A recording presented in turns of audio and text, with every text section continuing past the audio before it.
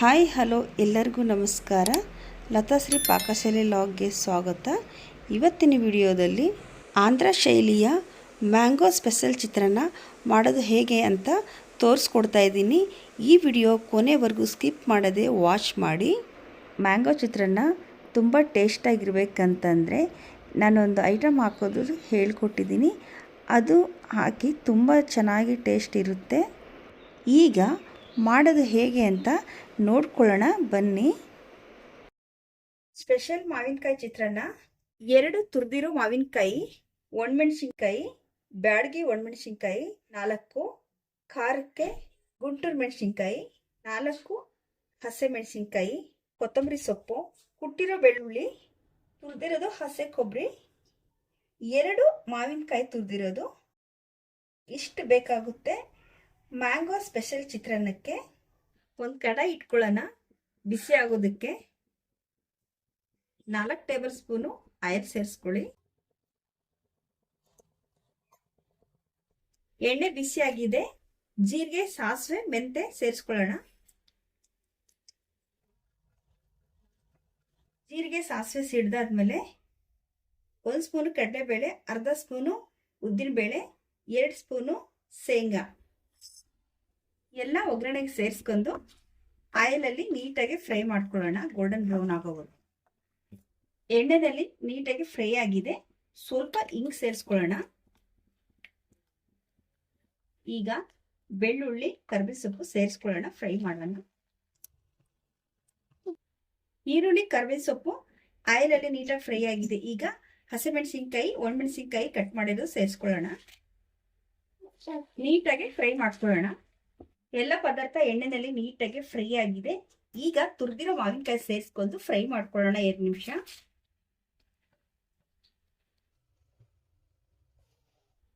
ಎಣ್ಣೆಯಲ್ಲಿ ಮಾವಿನಕಾಯಿ ನೀಟಾಗಿ ಫ್ರೈ ಆಗಿದೆ, ನೋಡ್ತಾ ಇರ್ಬೋದು. ಈ ತರ ಫ್ರೈ ಮಾಡ್ಕೊಳ್ಳಿ. ಹಸಿ ವಾಸನೆ ಹೋಗೋವರೆಗೂ ಫ್ರೈ ಮಾಡ್ಕೊಳ್ಳೋಣ. ಈಗ ಉಪ್ಪು, ಅರಿಶಿನ ಸೇರಿಸ್ಕೊಳ್ಳೋಣ. 1/2 ಸ್ಪೂನು ಅರಿಶಿನ, ರುಚಿಗೆ ತಕ್ಕಷ್ಟು ಉಪ್ಪು ಮಿಕ್ಸ್ ಮಾಡ್ಕೊಳ್ಳಿ. 1 ನಿಮಿಷ ಬೇಯೋದಕ್ಕೆ ಬಿಡೋಣ.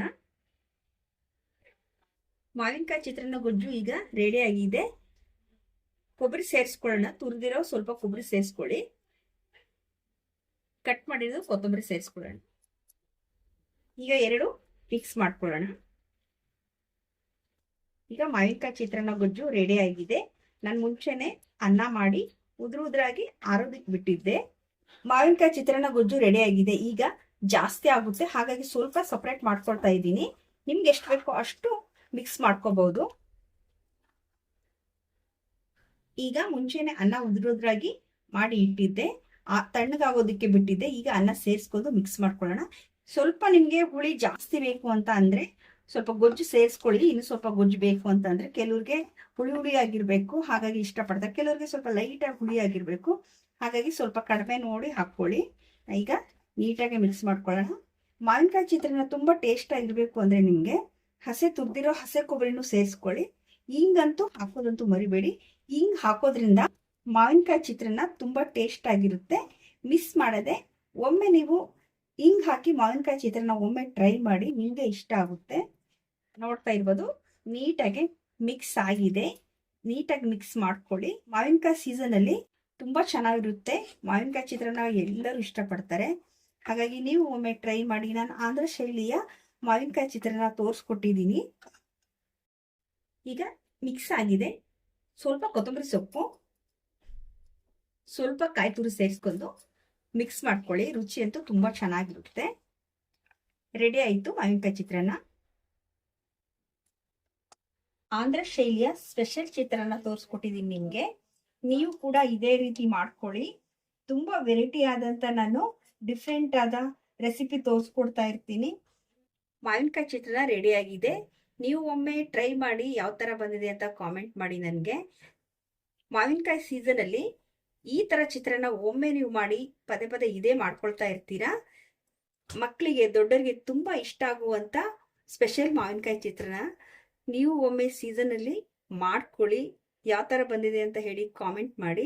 ನಿಮಗೆ ಯಾವುದಾದ್ರೂ ಹೊಸ ರೆಸಿಪಿ ಬೇಕು ಅಂತಂದರೆ ನನಗೆ ಕಾಮೆಂಟ್ ಕೂಡ ಮಾಡಿ, ಅದೇ ಥರ ಮಾಡಿ ಅಪ್ಲೋಡ್ ಮಾಡ್ತೀನಿ.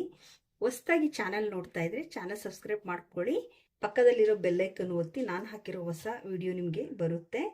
ಮತ್ತೆ ಮುಂದಿನ ರೆಸಿಪಿಯಲ್ಲಿ ಭೇಟಿ ಆಗೋಣ. ಎಲ್ಲರಿಗೂ ಥ್ಯಾಂಕ್ ಯು.